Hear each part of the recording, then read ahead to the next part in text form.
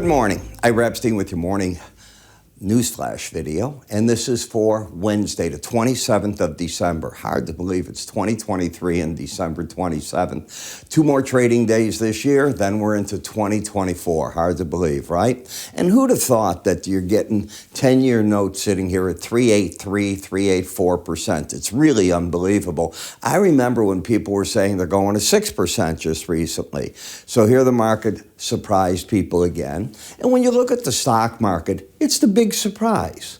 Go back to your 2022 end of the year projections. Look what the big boys were saying about the market. I didn't see them predicting this. Admittedly, it's the Mag 7 stocks that carried the market, but now you're seeing, which you should, the broader market starting to try to catch up to what those Mag 7 did in a way, and you'll see them stall a little bit. No surprise there whatsoever. In the gold market, the question is, are we going back to 2150? In Bitcoin, they're up $1,000 today.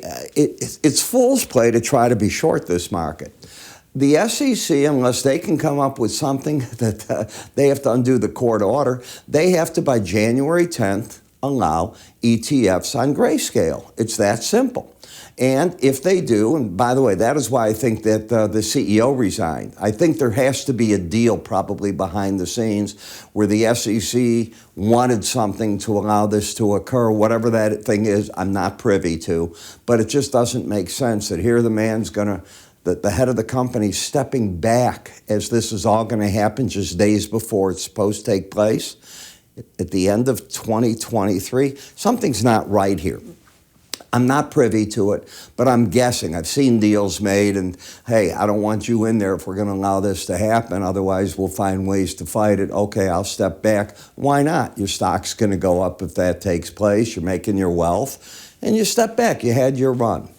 When I take a look at the dollar, still in the bear camp, so I think my report that I put out for you, very much on the money that I did. I'll do some new reports as we get into 2024 and probably hold a webinar as well, a live one, in early 2024, maybe mid-month or so. We'll take a look. I'll start booking that out right now for myself. Haven't done one in a couple of months, but I'm finishing up your charting course, and I'm making phenomenal headway, and my goal is sometime in January. It'll be towards the end of the month to have this completely finished, and we can talk about it. And this is probably the last time I'm going to do the full charting course. I don't think I'll have to do it again. This one is that complete, and the way I'm doing the charts, they never outdate.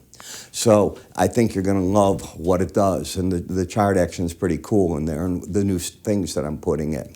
As for the day's news, well, when we take a look, the Redbook weekly retail sales, they've been running up the low 3% area, so they're up a little bit better, 3.5% in the first 4 weeks of D's 2023 versus D's 2022, and they're up 4.1% in the week ending December 23rd versus the year ago week. So that's good.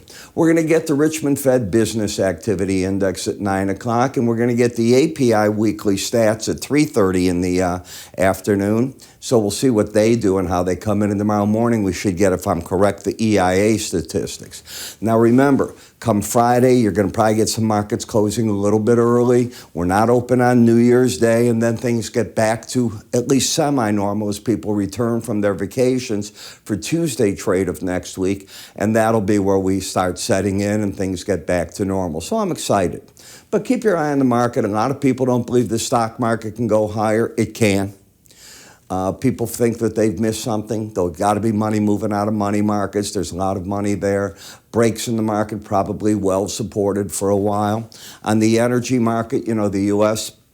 has just bought 3 million barrels of oil. This was what the Biden administration said they would do, but they bought it substantially higher than they originally said they were. 10% higher. That's not a little bit higher. It's a lot higher, but they'll take credit because they sold as high as 95 and they bought back around 78, but they've only bought back a little bit. There's some swap oil that's going to come in by February for about 14 million barrels, and they'll take credit for all that, and they'll say what a good job they've done, and they're still going to keep adding. And the market was up on that news yesterday, but I think it's misplaced, but we'll see what goes on.